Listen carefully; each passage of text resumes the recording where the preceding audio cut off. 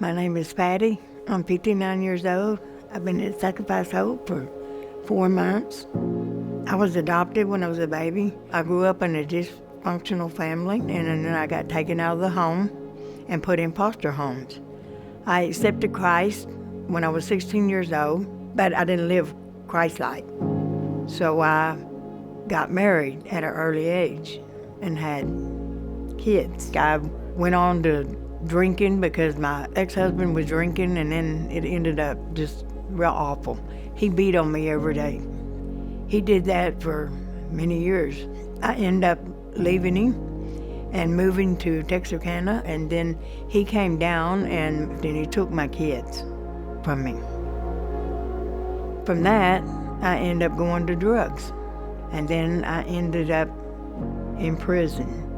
I was in there and I was having a real hard time with my brother.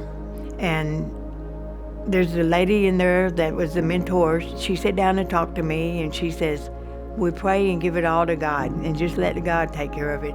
And that day from on, I let God have it all, and God took care of my brother the whole time I was in prison. We were all sitting in the day room, and I said, I wished I would get a letter from somebody because I got no mail. And all of a sudden, I got a letter from my daughter. And I was like, wow. God answered my prayer right then and there.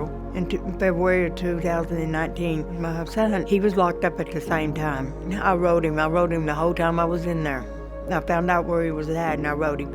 And I got to see him at the prison unit, at the men's prison unit for the first time.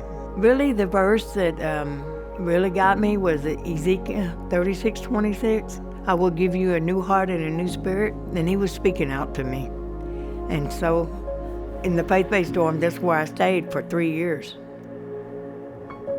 I rededicated my life in April of 23. I rededicated my life to God. And he spoke to me. He said that all I wanted you to do is be still and listen. And everything would work out on my timing. I remember that.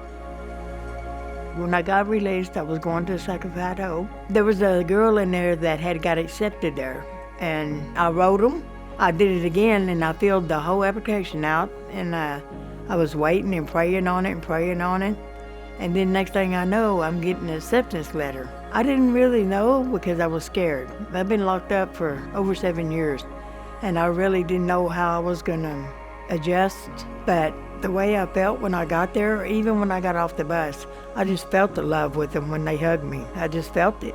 It was very comforting and very compassionate, something that I haven't had. Ever since I came to Sacrifice Hope, I have been going to school for my GED. I have a loving family that loves me, that I've never had. And I've got a job now, and I'm moving forward with my life.